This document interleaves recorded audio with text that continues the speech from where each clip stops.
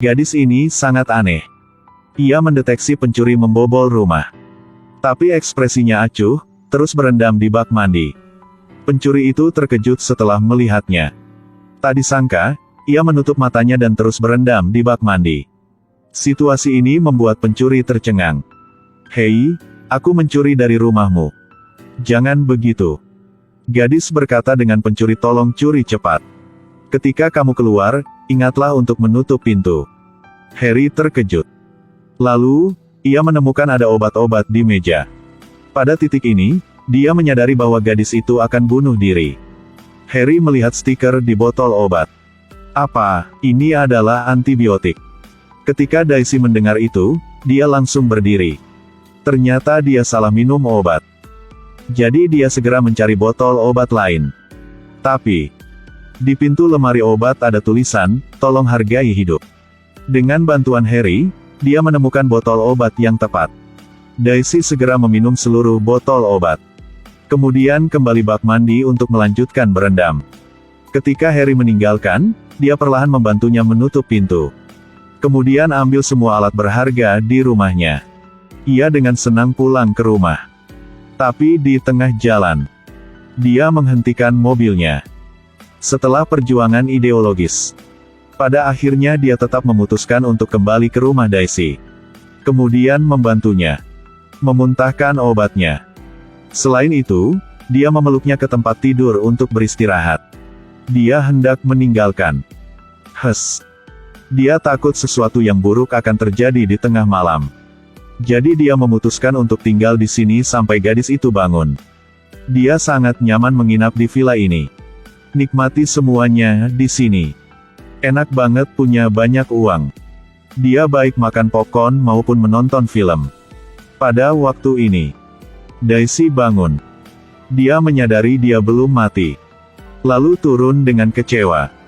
Harry dengan cepat mengejarnya. Takut dia akan melakukan hal bodoh lagi. Daisy sangat marah.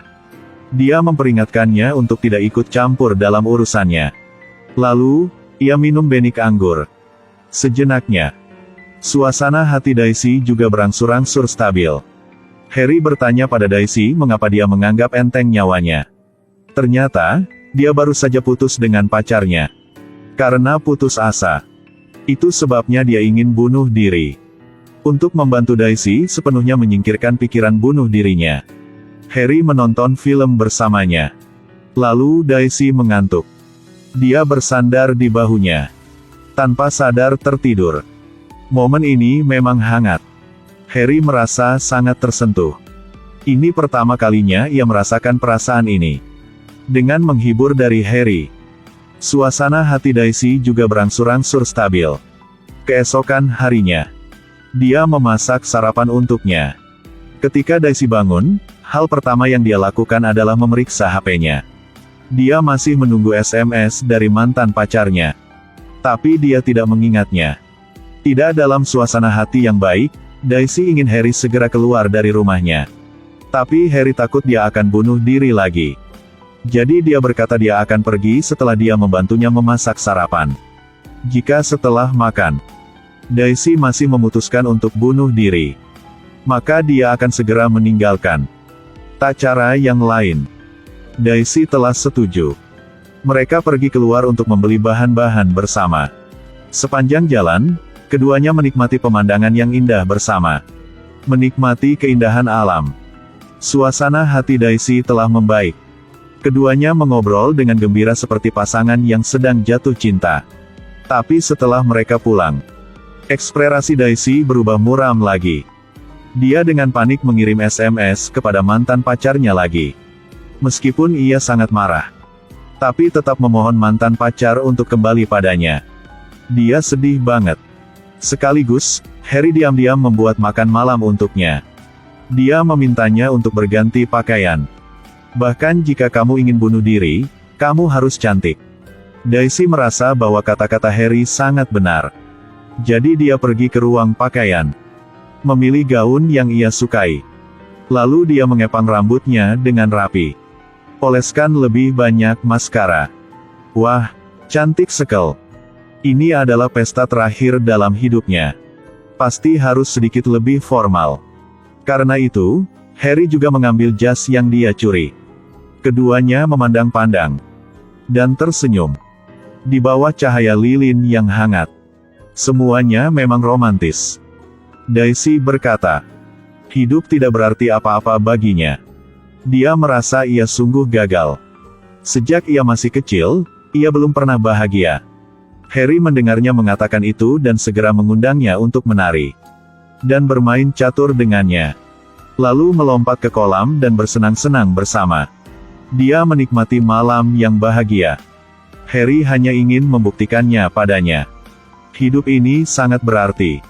Hidup sungguh ternilai harganya. Di masa lalu, hidup mungkin tidak seperti seharusnya. Tapi itu tidak berarti itu sama di masa depan. Tapi ketika Daisy memikirkan mantan pacarnya, dia jatuh ke dalam ketidakstabilan negatif lagi. Dia tidak tahan dan ingin bunuh diri. Gadis ini ditinggalkan oleh pacarnya dan ingin bunuh diri. Tidak peduli apa, dia masih tidak bisa melupakan pria jahat itu. Jadi ia terus menelepon mantan pacar, ingin kembali bersamanya. Harry melihatnya begitu keras kepala. Dia memang kecewa. Dia merasa bahwa Daisy benar-benar tergila-gila. Jadi ia memutuskan meninggalkan. Melihat dia meninggalkan, Daisy memang putus asa. Dia merasa dirinya ditinggalkan lagi. Kali ini, dia benar-benar tidak ingin hidup lagi. Setelah Harry meninggalkan, dia mulai mengkhawatirkannya lagi. Dia takut Daisy akan melakukan hal bodoh lagi. Tapi, aku hanya seorang pencuri. Mengapa menyelamatkannya? Dia melompat ke kolam. Lalu menyelamatkan Daisy ke darat.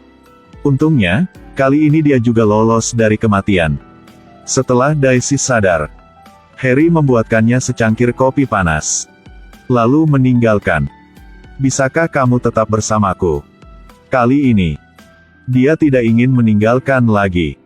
Dia ingin tinggal di sisinya. Dia berbaring diam di pelukannya. Ini adalah pertama kalinya dia merasakan rasa cinta yang sebenarnya.